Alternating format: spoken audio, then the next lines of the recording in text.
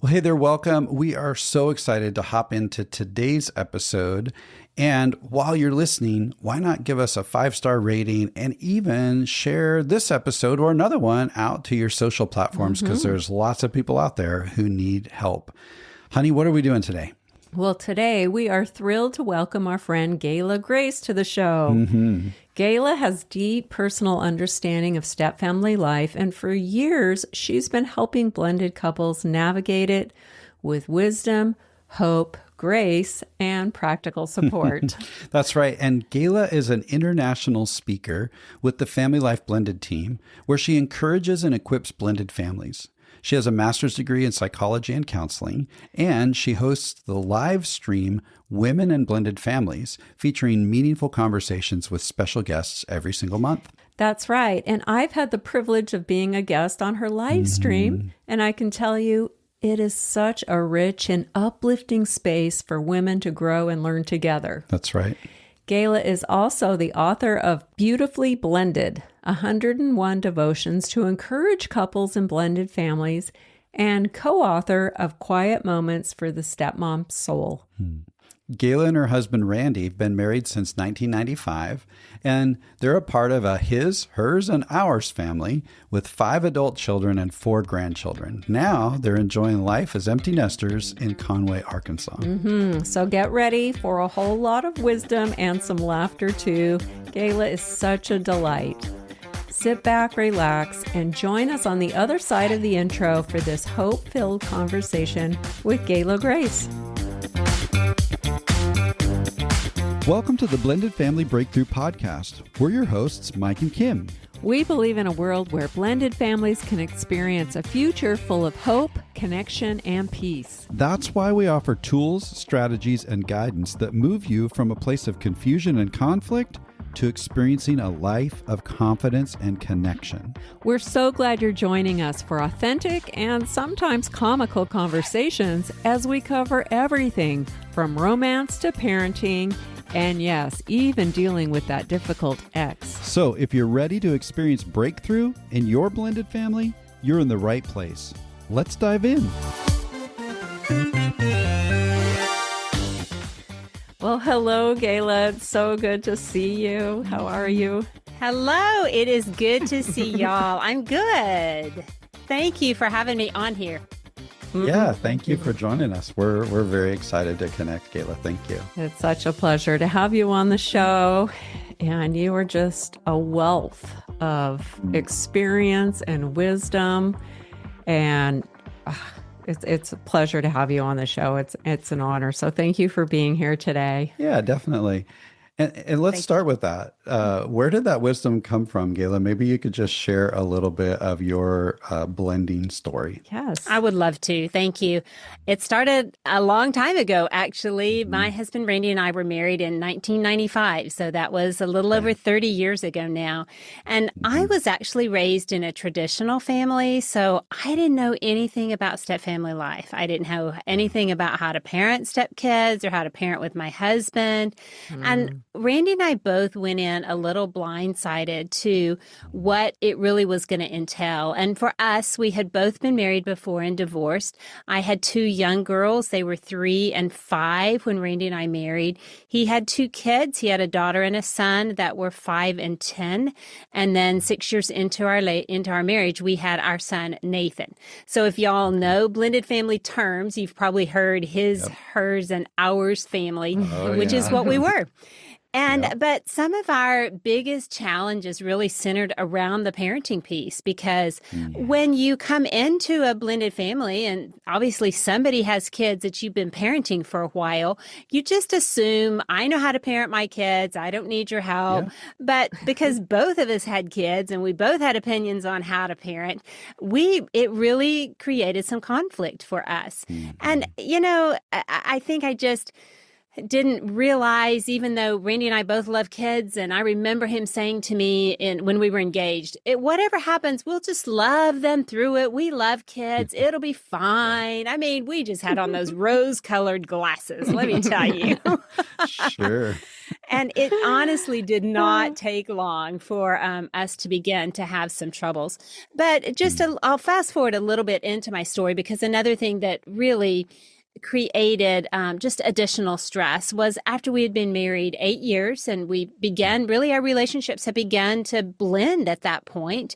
Then we had a tragedy that we did not expect. Randy's ex-wife ended up with cancer, and she died 1 year later from her diagnosis. Wow. And so her kids, Randy's kids, were 14 and 19 when that happened. Very vulnerable ages for kids to lose their mom. So that was a huge hurdle for us to walk through. And then for me, in our home, I had 3 kids who had a biological mom still there, and his kids did not. And it created for them to really even step back in relationship blending, even though we had begun to form good relationships, it all took a huge step backwards. So that was stressful for Randy and I. Our marriage we kind of went into a wilderness season and tried to figure out how to navigate that. So even though you might start off and you begin to blend relationships, there's unexpected things that can happen in blended families. And you just have to learn how to navigate and keep moving forward. Boy, Gayla, you just told a little bit of your story, and I know you just shared that vignette of even some of the hurdles and the challenges that you faced along the way. And I'm sure that's just one of those kind of big obstacles that you faced. There's a million others that you faced over 30 years, I'm sure. Right. And I think that's part of where so much of your wisdom comes from. And so I wonder if you could share a few principles or some lessons that you might have learned over the last 30 years that might be really important for stepmoms or bio moms or for couples. What would be like the top 3 principles or lessons that might be important to you?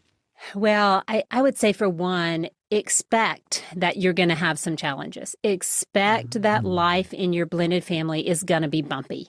And if you can adjust your expectations, then it can help you accept, okay, it's not going to be easy. So when it does get hard, I'm going to put on my perseverance hat, and I'm going to decide that with grit and with grace, I'm going to keep moving through this.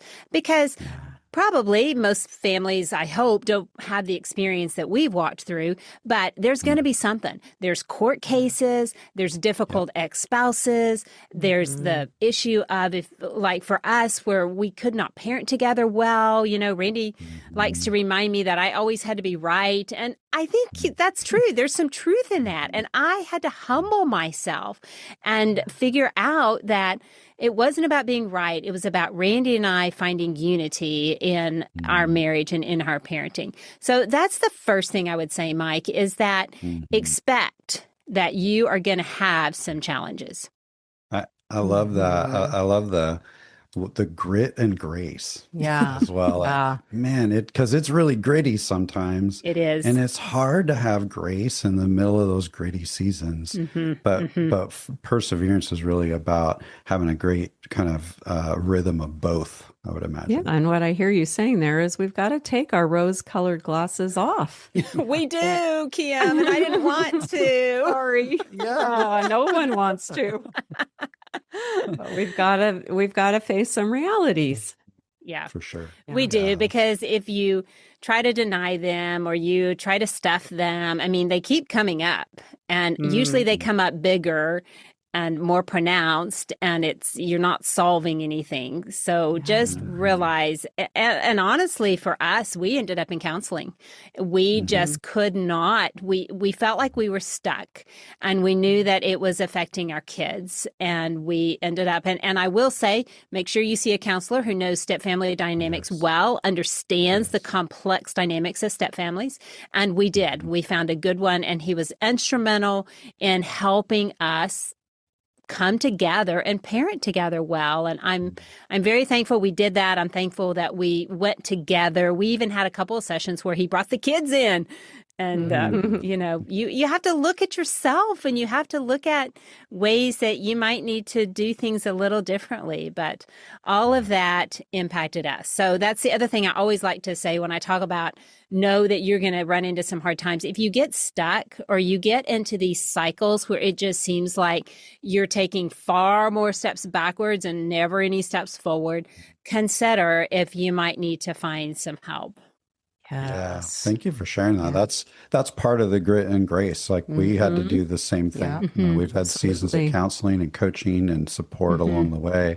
This is not a journey to be done on your own and alone, No. right? No, absolutely Yeah. not. Yeah, that's great. Thanks, Gayla. What about the second lesson? I would say it will probably take longer than you want for your blended family relationships to come together. Research says 4 to 7 years, and it could take longer than that. Randy used to refer to us, well, he'll probably still refer to us now as remedial blenders. In other words, we were slower than most.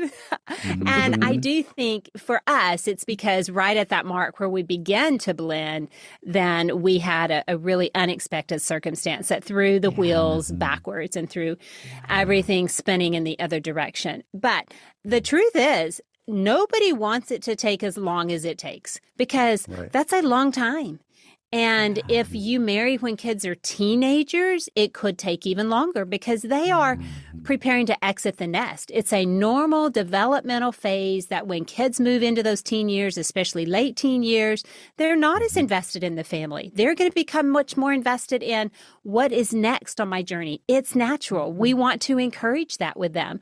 And don't get your feelings hurt if they decide, well, I'm really more interested in this new girl I'm dating than I am in spending a lot of time here in these relationships. Stepmom. Yeah. Let's see. New girlfriend, stepmom. Which one do I want to hang out with? Right. Yeah. I mean, honestly, I remember my stepson when he was in high school, one of his later years in high school, he wanted to have Christmas dinner with his girlfriend's family. And I was so offended. My husband agreed to it. And I said, well, okay, but I just want you to know that hurts my feelings. And, that relationship didn't last, but it was okay. It was all part of the ebb and flow of relationships and what we're doing for the sake of our kids and for the marriage. But raising teenagers is hard, and raising teenagers in a blended family is even harder. Yeah, it's so good. It's interesting, when we first meet with couples, especially those who are really early on their learning journey, we often ask, well, how long do you think the average, the research would say the average step couple takes to blend? And most couples answer that in terms of months. Oh, gosh. And it's so interesting to hear that. And it's like, maybe 6, 9 months. We should probably be doing pretty good. I'm like, whoa, let's back up. We got to start measuring in years. And then when we tell them that research is 4 to 7 years, it's funny too, because we then often have two different responses. Right. Some are like, are you kidding me? It's going to take us 7 years. And they're like, it like adds this worry. And I can't do this for 7 years. Exactly. So much. Or we often have the flip side where they go, oh, you mean we don't have to get it exactly right today? Yes. Relief. So actually, that's something we want couples to embrace when they understand that 4 to 7 year deal. It's like, hey, let's actually embrace that with some hope. Right. And go, yeah, okay, good. Let's get some relief here that we don't have to get it right out of the gate and not put that kind of pressure on ourselves. And let's see what we can do to just take one little step of the journey at a time. Yeah, it does exactly what you said. Take the pressure off. And it also allows you to realize there are going to be some rewards along the way, but they might come slower than you think. And, we often say the honeymoon is at the end of the journey in blended families. Oftentimes you don't even have a honeymoon when you marry because who's going to keep those kids? That's right. Yeah, exactly. You're going to bring them with you, I guess? I don't know. I know. Yeah. And even if you do get away without the kids, they're still on your mind. Yeah. You're still thinking about them. I know that was the case for me when we were on our honeymoon. Yes, it was the case for me too, Kim. And in fact, it kind of annoyed Randy because I remember he was just like, this is our honeymoon and you're still thinking about the kids. Yeah. Yeah. Yeah, Sometimes exactly. guys can turn it off a little easier than women can, I think. I Yeah. know. I Yeah. know. That's Yeah. good. So I love that principle, though. It's going to take longer than you expect. But I picked up on one other little point there around being offended and getting hurt. And I would add to that that you're going to have your feelings hurt Yes. more than you would like. That Yes. is also part of this. Yeah, especially as step parents, wouldn't you say? I mean, that's where most of the time I got my feelings hurt was in regards to my stepkids. And sometimes we take things personally that really have nothing to do with us. We get our feelings hurt over something, let's use an example of your stepdaughter comes in from school, she rode the bus home and she doesn't even talk to you. She just goes straight to her room and you think, well, what have I done? I thought things were fine when you left this morning. And you just immediately make it about you when it's really about her. And somebody was mean to her on the bus ride home and she's still trying to process it when she walks in the house. And so she just wants to go to her room, understandably so. But you as the stepmom make it about you and it doesn't have anything to do with you. So I think we have to constantly be evaluating, is this really about me or is this just a child who's reacting like a normal child and life is hard for them too sometimes. Right. So, how about your Christmas dinner? Was that more about you or more about? Oh, absolutely. your It was stepson? about me. Kim, it was about me because Yeah. I wanted the whole family there at Christmas. Yeah. I mean, isn't that what you do at Christmas? But the truth is my husband is better sometimes really at being more objective than I am. And he was the one that knew this is what our son needs right now. And actually, this was after his mom had passed away. So he's trying to navigate this new territory of I don't have my biological mom and I don't know about this blended family right now. And, my girlfriend's family is being pretty good to me. Yeah. So, yeah. And in the big scheme of things, I would guess that you had a lovely Christmas dinner, even though he wasn't present. We did. And I got through it. And, I didn't mope through the Christmas dinner. I decided I'd make the best of it. And that's the other thing. We need to just make the best of our circumstances as we go along. Don't decide that we're only going to be happy on days that things are going like we want it. Because if that's the case, you may not have very many happy days. Yeah. Well, and isn't that kind of a principle for life? Yeah. Yes. Yeah. Yes. Yeah. It really is.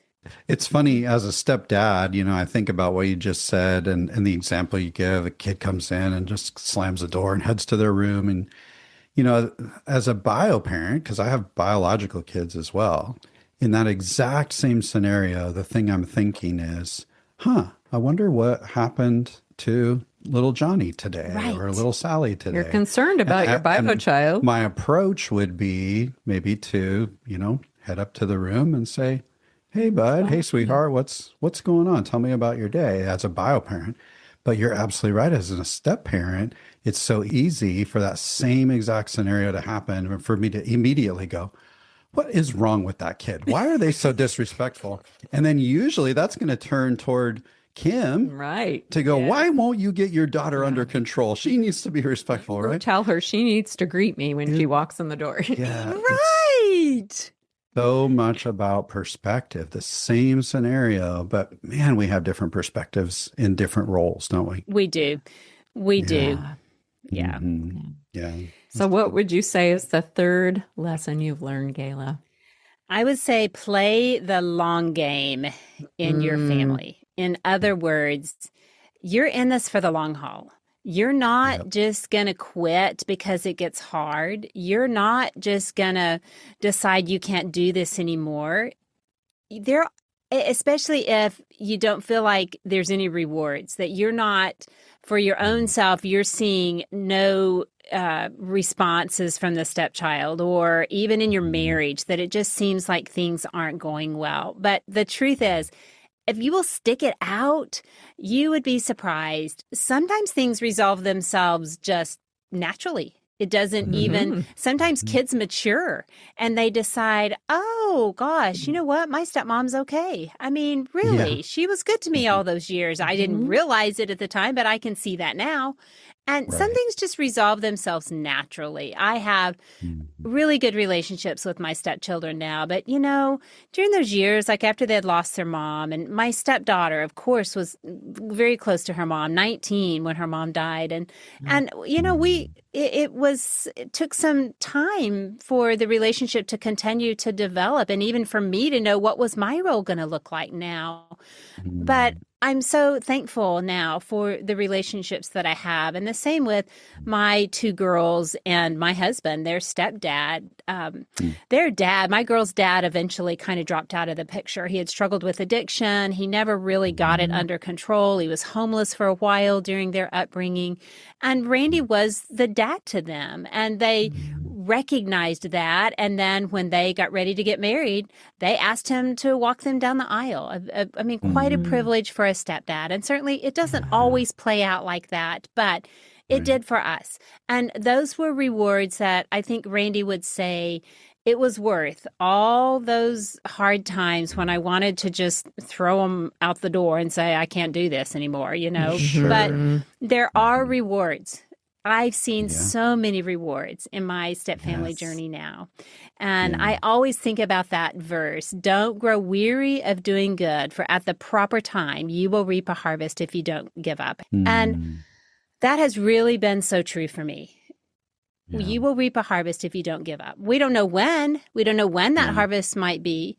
But I do believe you will see it in your stepfamily journey. You will see it in your marriage if you continue to just fight for unity, fight for a connection that just doesn't come naturally. And eventually, I believe it can happen. Yeah. But it's the long game. What I love about a piece of what you just said there, Gayla, is fight for unity. And that's in the middle of a culture that right now is often saying, if you don't see things my way, then I'm done with you. Yeah. I know. And really actually achieving unity is not about sameness. In fact, trying to have the same perspective or achieve sameness is actually going to rob us of the unity we're looking for. But man, we can fight for that, not just as a couple, but we can fight for unity as a family and in our step relationships and all of those things. I think that's really powerful. If you could name, or if you're willing to just reflect on the most surprising long game reward that you and Randy or just you have experienced, what do you think the most surprising one might have been? The blessings that we're seeing right now with grandchildren. Oh, we have two granddaughters, and they're both still young. One of them just turned 2 years old. The other one is about 20 months. And they're both from my girls, my biological girls. So technically, Randy is a step granddad to them. In grandparenting, there are no step relationships. He will never be a step anything to them. He is granddad. That is his name. And they love him as much as they love me. And so when you get to some of those chapters in life, you begin to see how step goes away. And you just begin to feel more like a family. I love that. Super cool. That is an amazing long game win. For sure.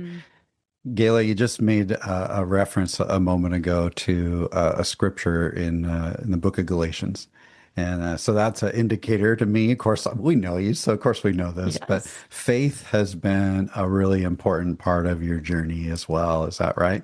Yes, absolutely. I was raised in a church, raised in a Christian home, came to know the Lord at a young age, and have just found for me as a believer that trusting God to walk with me, to provide wisdom for me when I need it, to comfort me, so many ways that I have relied on my faith journey in my blended family and when things got hard, but then also to acknowledge the blessings are a part of the walk that Randy and I both have with the Lord. So it's, it's both. It's twofold. It's needing his help, but also recognizing what he does for us in the blessings that we get to experience. So, faith is definitely a part of my life, a part of my journey. Now, I did walk away from it a little while in my early 20s when I went through divorce,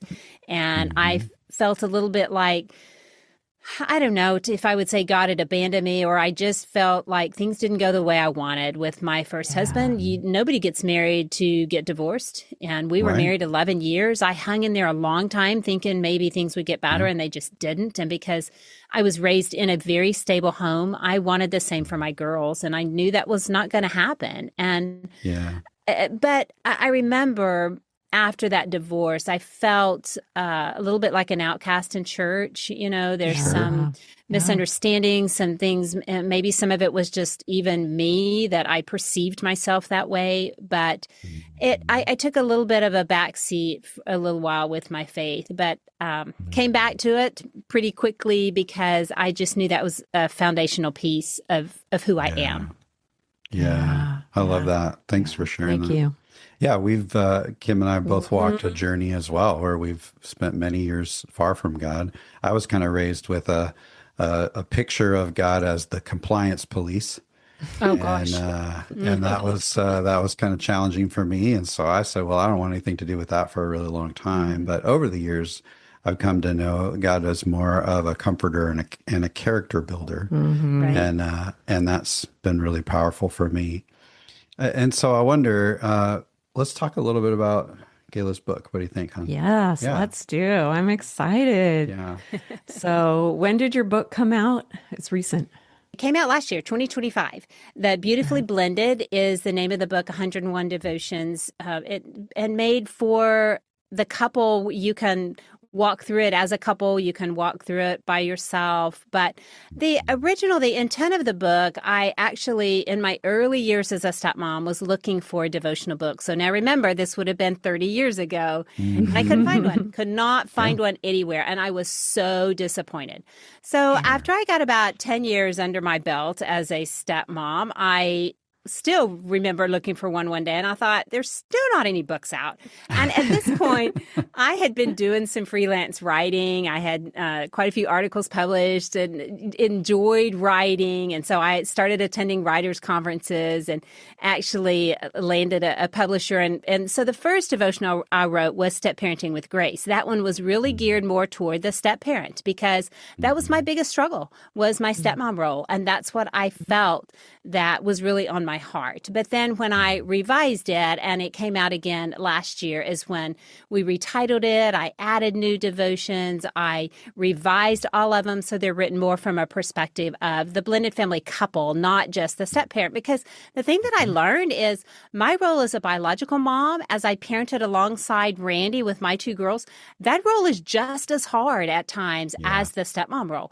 because, that mama bear comes out and nobody's going to mess with my cubs. And that's what happened. And that just creates a fire in the marriage. And so all of that was also things that I felt like needed to be talked about and needed to give some counsel on. And so that was why I retitled it Beautifully Blended. Love that. Well, I have been reading through the book, and it's amazing. It has blessed me. And I love that. I love many things about it. One thing I love is that you have it broken out in several different sections or chapters, I guess you would call them. Right. That focus on specific things. Right. Things like step parenting. There's one on step parenting. There's one on coping with grief, which was part of your journey. There's also one on perseverance counts, which we've been talking about, the grace and grit piece. Right. And every day there's a story. Sometimes it's your story. Sometimes it's a story of someone you've walked alongside with through a tough journey of a blending. But they're just so inspirational and hope-filled. And yet still very realistic. Like, this was tough. This was hard. You're not sugarcoating this journey or acting like we should all just, be good with it. no, we're facing the realities, but we're facing them looking forward with hope and encouragement. And each day is just, I love this book. I really do. And I think every blended couple could gain perspective, wisdom, little tidbits, little nuggets of gold that keep you going. Well, that was part of my motivation was to acknowledge the pain through the stories. I think that stories can help in ways that just telling things don't do the same. So I wanted to just, and Randy and I did a lot of small group work with other blended family couples. So I've walked alongside a lot of blended families and have heard just, and the stories come from all aspects, whether it's co-parenting with an ex-spouse or it's working with an adult stepchild. Those can be hard relationships too. Sometimes people marry later in life and they think it's not going to be a big deal. It still is a big deal, even when the kids are adults. So, I appreciate those words, Kim, because that is exactly what I was trying to do, is through the stories, recognize I see the pain. I've been through a lot of it myself. But on the flip side of it, there is hope. And that was the other thing that I always wanted to point people toward. Yeah, I really love that about the book. And if I could just talk about a few things, there was one devotional that talked about the crisis stage of marriage, which sounds very doom and gloom, right? The crisis stage. And you talk about how we all start off in this infatuation stage. That's the rose-colored glasses. Right. What could go wrong? We're so in love. And then we kind of move into this place of questioning and wondering, what have I done? Or why did I think this would work? Where we start experiencing some of the challenges. Right. And then the most crucial stage is the crisis stage. And this is where we really start to hit some challenges and maybe even feel stuck, like you talked about before. But then what I love is that you share how the crisis stage can be productive. Right. If we're able to confront the problems and find solutions and move forward together, the crisis stage will ultimately strengthen the marriage. Right. I love that. And it's so true. Yeah, It's so true. I do think that's what happened for Randy and I, because that's when we went to counseling. And that's when the counselor helped us identify ways that both of us were doing things that were not healthy for the marriage, for the family. And you have to step back and put on your glasses of humility, honestly. And if you are willing, if you want this family to play out long term, then there likely could be some things that you need to do differently. And some of those show up then during the crisis stage. And really, this is when either somebody decides they're going to get help or they somehow they realize they've got to do things differently, or somebody turns back and perhaps then goes to divorce. And the tragic thing is that if you've walked through divorce already one time, then it's easier to say, I know what that looks like. I remember saying to a friend of mine, it was easier to be a single mom than to try to figure out how to make this blended family work. And being a single mom is not easy either. Right. But that's how I felt. And yet I didn't want to go through another divorce, did not. And we dug in and figured out what we needed to do. Yeah, that's why I connect so much with this particular devotion, because when people reach out to help from us, when we work with couples, they are in the crisis stage. Most of the time, they've hit a huge pain point and they are in crisis. And it's a make or break moment. Are you willing to roll up your sleeves and get to work? Because we see couples do it all the time. They're willing to put in the effort, the energy, the intentionality to do things different, to learn new skills, to work as a team. Right. And they move out of the crisis stage, and it's amazing. Yes.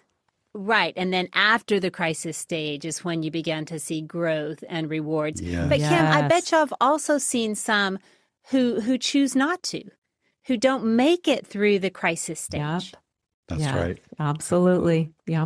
And I think we have to always consider our kids also, because the more transitions that we put our kids through, the harder it's going to be for them to really even get to adulthood and be stable and healthy adults, because they've spent so much time just trying to keep their head above water and figure out what's going to happen next. And I think it's imperative to also consider life through the eyes of our kids. And also think about, if you do give up and turn back, what will you miss out on? Absolutely. Like, there was a point in time where we were very close. Crisis. We had a long stage of crisis, and we're about to throw in the towel. Thankfully, we did get help.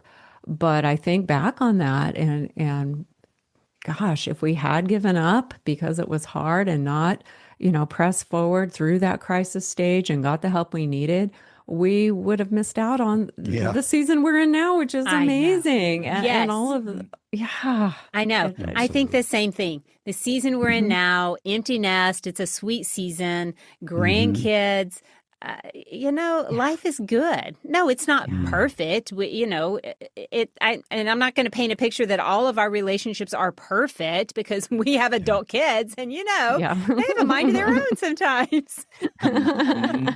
Yep. But I'm thankful for that.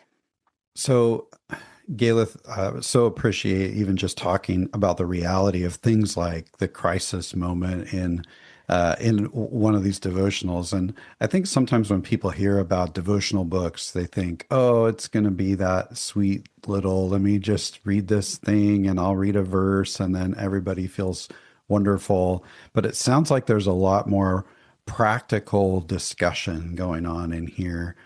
And maybe that sets it aside from other devotionals. What would you have to say about that? And maybe what else might separate this or set it apart from other devotionals? Well, I intentionally broke it out into sections of different topics because I felt like different things that step families need. So for instance, you'll notice that one of those sections is the power of fun and laughter. And I did that intentionally because in blended families, there's a lot of hard. We know that.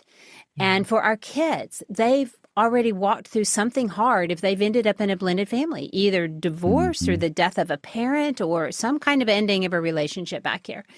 And we need to provide fun and laughter in our home for the sake of, as we grow these kids up, we help them see, even when life is hard, we can figure out how to have joy and laughter. And maybe it's playing a game together. We're big game players at our family. Maybe it's picking up a basketball with your son, your stepson, playing a video game together. I'm not a gamer, but my son is. And so I tried to I'm not good at it, but what's important to others in our home, we want to make it important to us also in a way that allows them to have fun. And maybe it's taking your stepdaughter and getting a pedicure together, or taking a younger child to get ice cream and see if you can get them to open up about something that's going on. But the power of fun and laughter was just something that I found was important. But then there's also other topics, just building relationships that go the distance.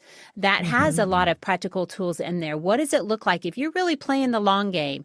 What does that look like? What does that mean? And I break that down into several different pieces. And a piece of that is, even if they have a parent in another home, you're not constantly in competition with this parent. You're accepting them.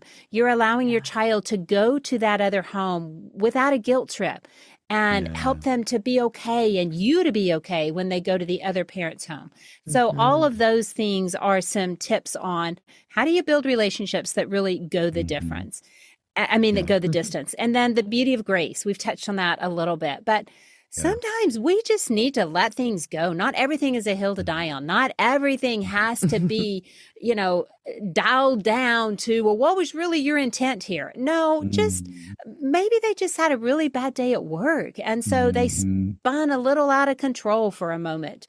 And sometimes we just need to allow grace to be what transpires with us in a particular hard dynamic. So I think, so to answer the question, I would just say it has more than what you would see in a devotional in a way that touches on practical tips and ways that can really help relationships. It's all about building strong relationships, building a marriage that is united, and playing the long game in these relationships.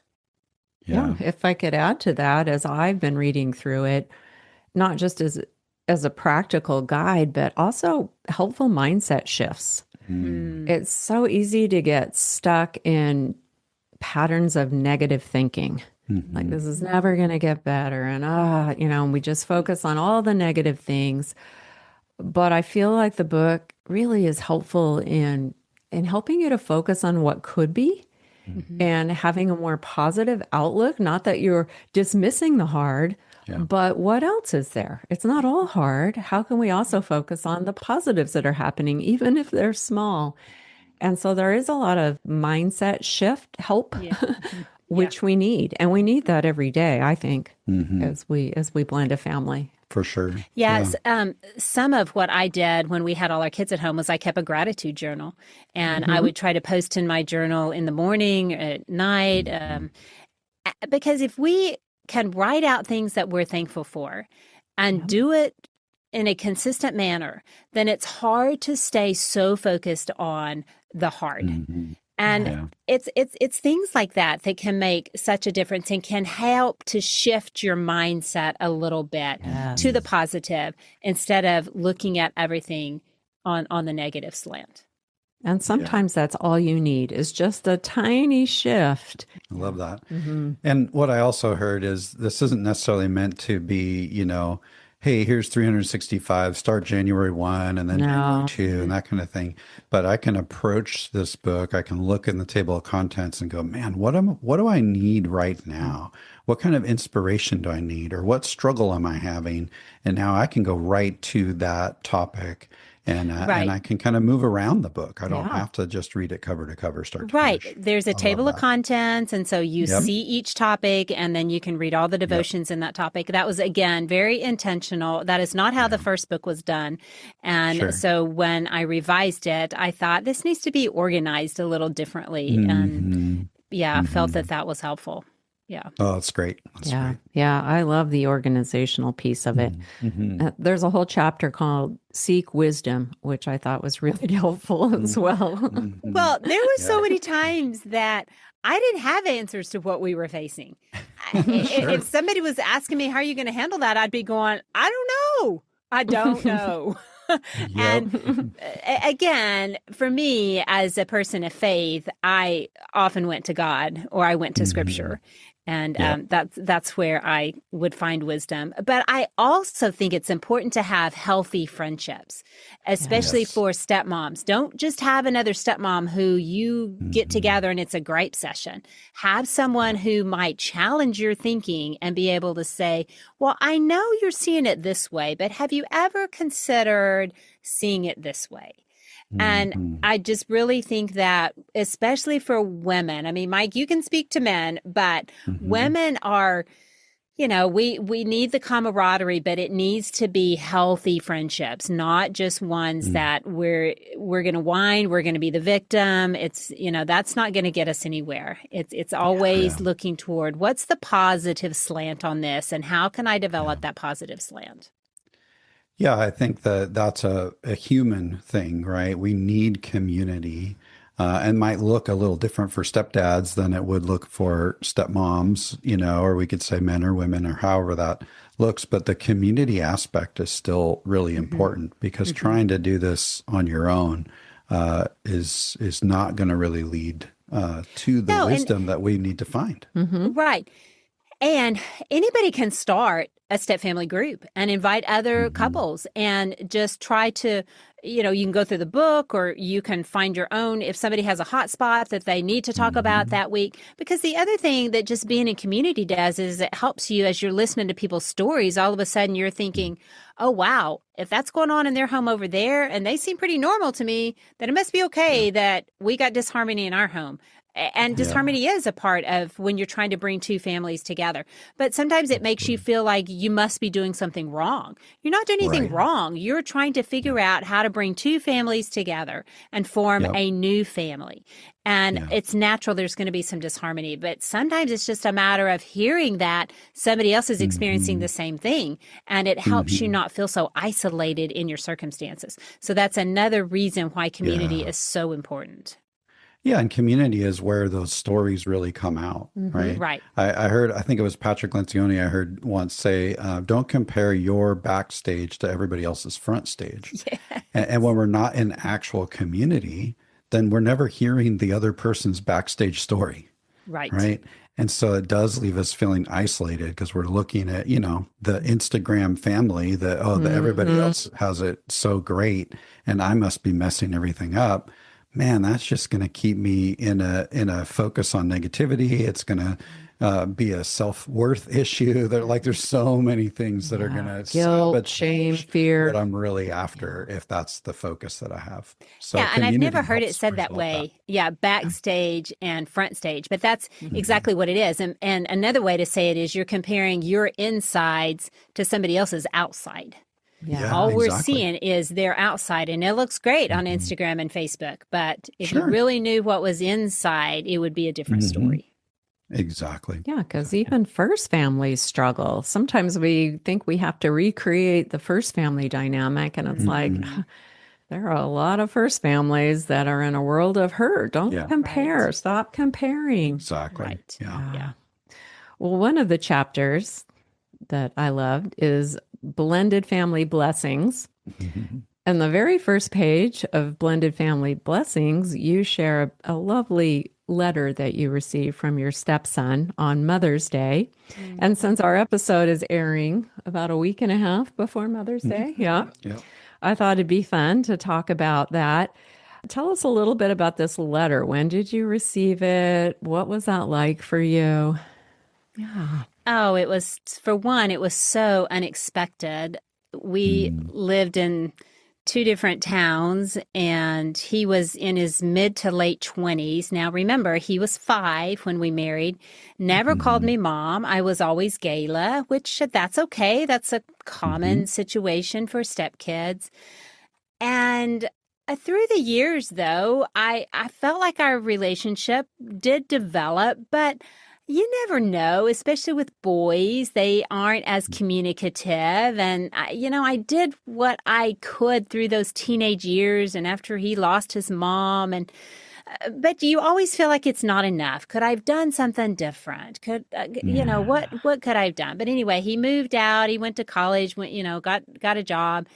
And I get a letter in the mail one day addressed to mom. In big letters, Mom. Wow. And it's a handwritten letter. And in his own handwriting, he lists all the things I did for him. You were there for me. You attended my ball games. You helped me with homework. You counseled me with my girlfriends. You drove me to events. You cooked for me. You did my laundry. I mean, I just cried when I got this. And it had a little gift with it too. And then it ended with Happy Mother's Day, Mom. You have always been there for me or something. I don't remember. Do I quote it in the book? Do I say how it ends? It says, love you, Gayla, your son. Okay. And it starts off, Mom, Happy Mother's Day. So he addresses you as Mom, and then he ends it, love you, Gayla, signed your son. That's cool. Yeah. So just very special and very unexpected. Those are the rewards of playing the long game. Yes. Yeah. That was more than 20 years after I became his stepmom. Yeah. And as you've said, you were imperfect. We all are imperfect. I was. And so it's easy to reflect back on all the mistakes we made and how imperfect we are. But the message of this day, this devotional day, is don't underestimate your value with your stepchildren. Mm-hmm. Like Right. you may not see it for years, but that Right. doesn't mean it isn't there, that Yep. they don't notice that there isn't value that you're bringing to their lives. Yeah, and they don't know how to communicate it during those Yeah. teenage years. Even our biological kids don't necessarily know. They're some are better at other Yep. than others, but it doesn't mean that you're not making a difference, even if Yeah. you don't feel like you're making a difference. Mm-hmm. Yeah. Yeah. Your efforts matter. That's Yep. the title of the page. Your efforts matter. And it's so true.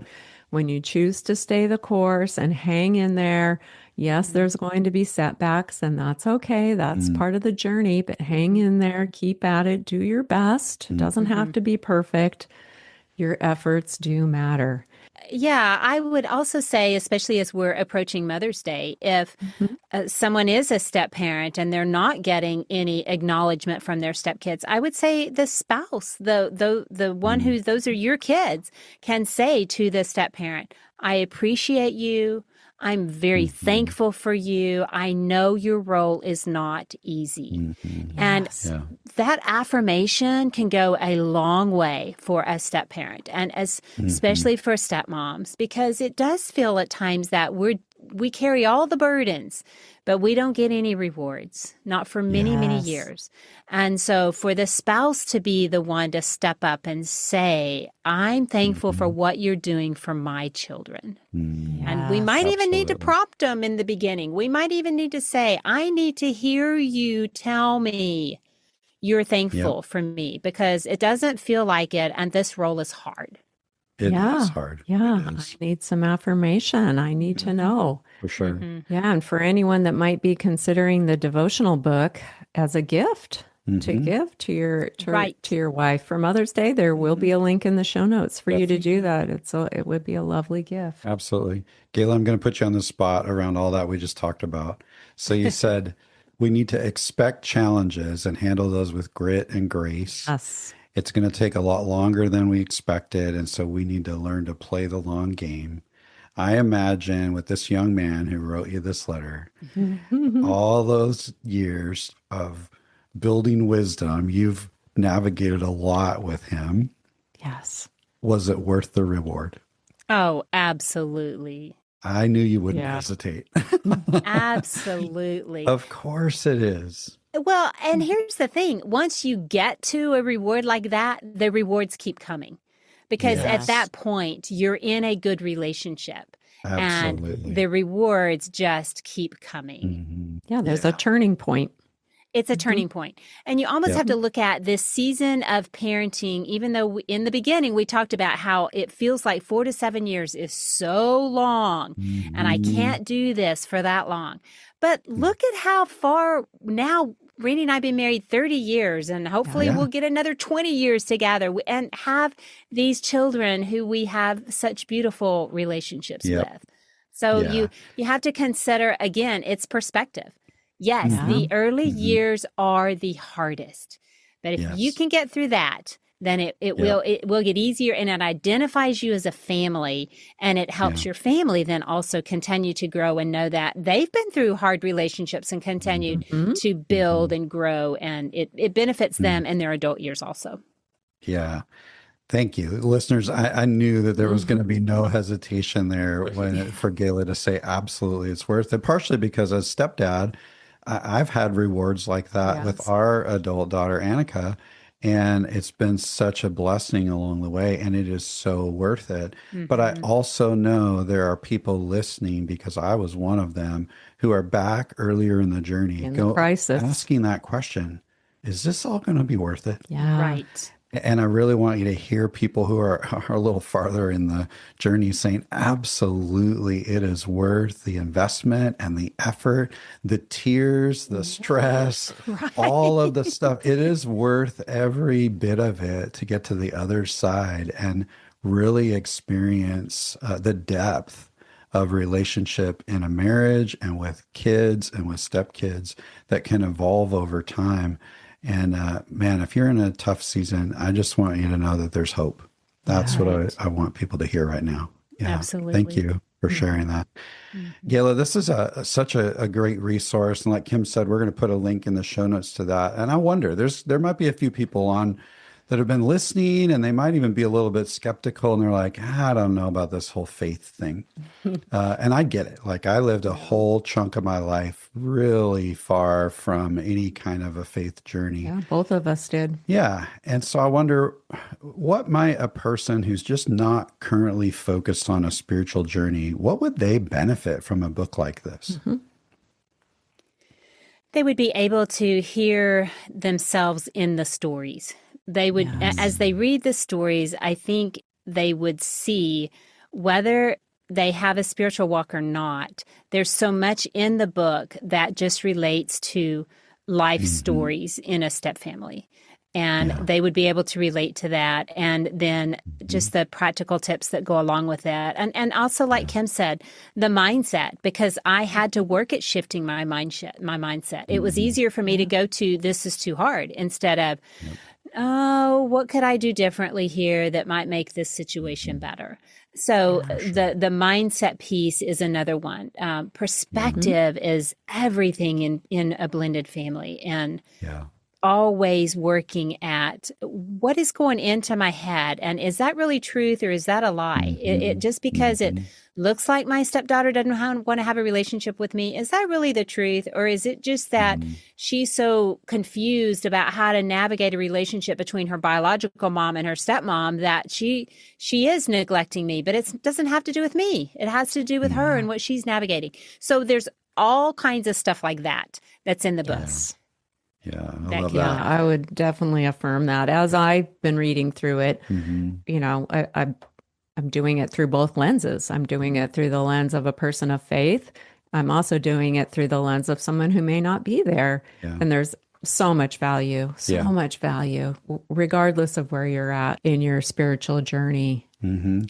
Yeah, I would say if you're on the fence right now and you're kind of listening and thinking, man, some of that practical stuff sounds really good, and maybe I do need some mindset shifts, but I don't know about a devotional book.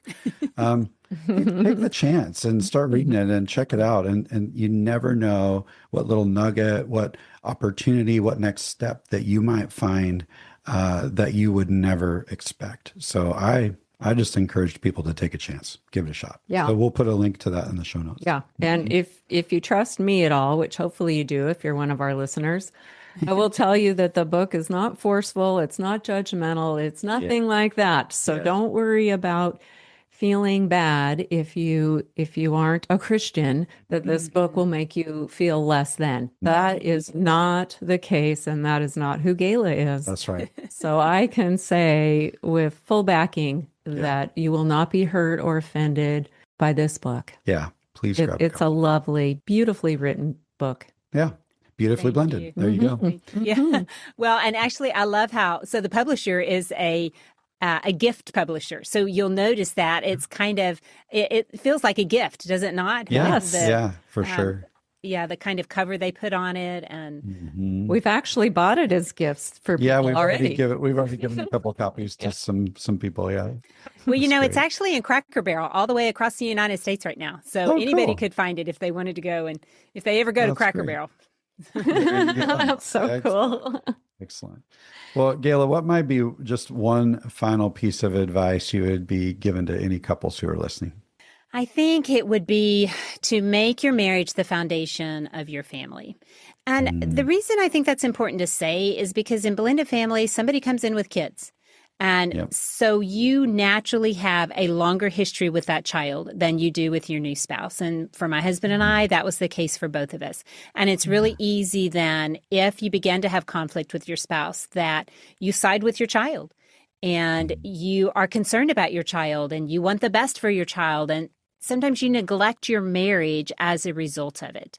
And it's not one or the other, it's both. We want to nurture both of these relationships. But I think what happens with our partners sometimes is, you know, we look at ourselves as being enemies when we have conflict instead of, no, we're partners in this together. Let's figure out how to find unity here. It's not me versus you, it's us versus the problem. Yes. And we need to separate that and recognize it's not that we're upset with our partner necessarily. We're upset with the circumstances of blended family life that are complicated, that create high emotions, and that send somebody on a tailspin. But in our marital relationship, because that's one that we're hopefully very comfortable in, then sometimes we side off and we begin to look at it as, instead of us, we look at it me against you. And we want to just, the marriage is what's going to really be there for the long term. I mean, our kids, we need to work ourselves out of a job, honestly, as parents. Right. That's the right thing to do. That's the developmental thing to do. And they need to grow up and leave the nest. And then the only person you have left in that home is your partner. And have you invested in your partner enough that you can live with them if that's the only person in your house for the rest of your life? Yes. Good perspective. So true. That's right. Yeah. Yeah. So I mean, I was guilty of this in the early years. I was so concerned about my girls that I oftentimes did neglect the marital relationship, and it wasn't right. And I just now really have, many years later, have just so tried to counsel step families on keep your marriage the foundation. I realize you have a longer history with your kids, but the marriage still needs to be the foundation of the home. And that's where you're going to show the unity of the whole family, but it needs to start with the marriage. Yeah, and counterintuitively to some parents, really learning to implement a process that establishes the marriage as the foundation of the home. Right. It actually creates security and stability for kids, Yes. even kids who seem to be pushing against that. Yeah, absolutely. Yeah, and that's so important. And I think, we talked earlier about crisis moments. It's not just sometimes our attitudes coming in and thinking, oh, I'm going to take my kid's side, or you said earlier, Mama Bear comes out. Those kinds of things happen. But also those crises for us, it was the crisis moment and 3 years in a court battle and all of those things that we were dealing with, that in a quote unquote noble sort of way, we sort of put our marriage on the back burner so that we could focus on these things that were important. Yeah. But boy, if we had figured out a better rhythm to prioritize us, we probably would have saved ourselves a ton of heartache. Yeah. I know. I get that.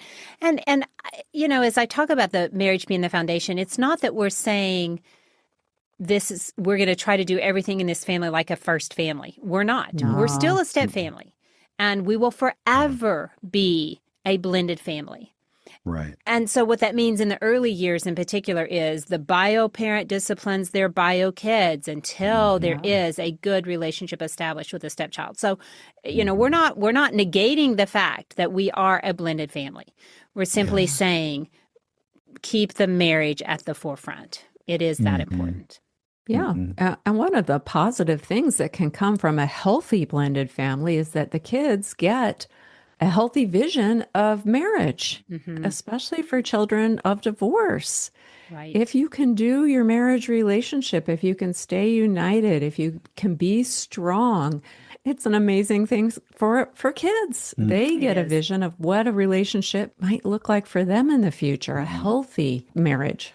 Which is what we want. We want our kids to grow up and be in good marriages. 4 of our 5 kids are married, and it's such a blessing to see it. Well, Gayla, what a privilege to just have you here with us today, joining us in this conversation. So appreciate your wisdom and your insight.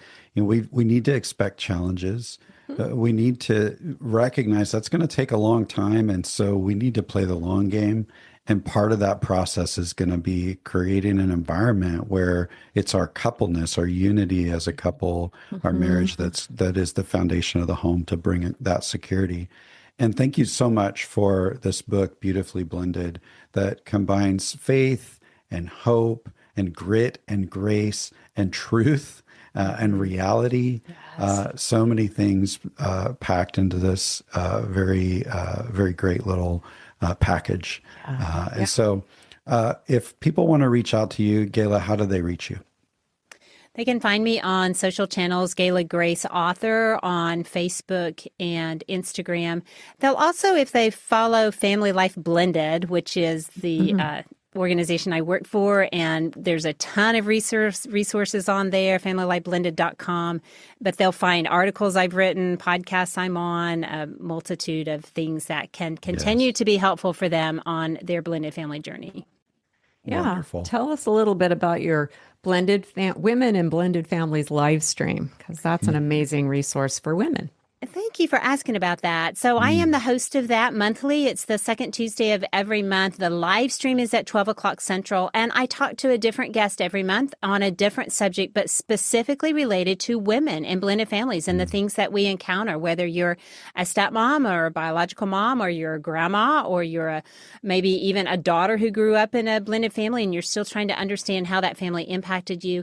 But we talk about all kinds of things, from unmet expectations to grief, to ex-spouses, to hard holidays. Always during the month of May, our Mother's Day one is usually a pretty hot one to watch, because we talk about the challenges, particularly for stepmoms, those who don't have their own children. How do you even celebrate Mother's Day? Should you celebrate Mother's Day as a stepmom? Which, yes, you should. But we always talk about that during the month of May. So every month, and in June, I usually have a man on, because I want their perspective in regards to the stepdad role. But we just have whatever topics are most impactful to women. All of them can be found on the Family Life Blended YouTube channel. So we've been doing them for 3 years now. So there's a lot of them that sit out there. And anybody can go to YouTube, go to Family Life Blended, and you'll be able to see all of the Women in Blended Families live streams. Yeah, it's a great conversation. And we do allow our guests to also give questions when we're doing the live stream. We take questions and answer those as many as we can. It only lasts the live stream's about 45 minutes. We try to keep it, within a reasonable time limit. But then it's also recorded, and we put it on our social channels. It's on my social channels, that it can be watched, whenever it's convenient for a woman. Yeah. Awesome. Yeah. Thank you. It's an amazing resource for women, but I think men would also benefit from watching some of your guests. Hey. I want to understand. Sometimes I've had some men on there, and they'll throw up a question. I'm like, yes, we've got a guy on here today. That's right. Guys listening, best husbands or students of their wives. So Yep, absolutely. Absolutely. Oh, well, thank you so much, Gayla, for being with us today. This has been an amazing conversation. Absolutely. As always, you bring so much value. Yes. And we just love having you, and we love this new resource that you've provided. Absolutely. If you want to connect with Gayla, just head down to the show notes. You can click on a link to the book, as well as on the social channels that she just mentioned. And so thanks so much, Gayla. We really appreciate you joining us today. Thank you, guys. And thank you for what you're doing for blended families also. It's important. It's a great endeavor. So thank you for having me on and just allowing me to share my heart and my book. Yes. Absolutely. Thank you. All right. Have a great day. You too. Bye-bye. Wow, that was such an uplifting and inspiring conversation. I really appreciate Gayla's openness and the way she encourages all of us to stay hopeful and play the long game. Yeah, that long game. I love it. She also shared how important it was for her and Randy to get the support they needed so they could move forward and make progress in the areas where they felt especially stuck, like parenting, which is a challenge for so many blended couples. It certainly was for us. And that's one reason we're so passionate about helping couples strengthen their parenting partnership and navigate all the other tricky dynamics that come while blending a family. It's also why we started our community, which Gayla mentioned as well. That's right. There is so much power in gaining insight and encouragement from others. When you connect with people who are facing the same challenges that you're navigating, or who have already been there and come through it, you begin to feel a little less lost and alone.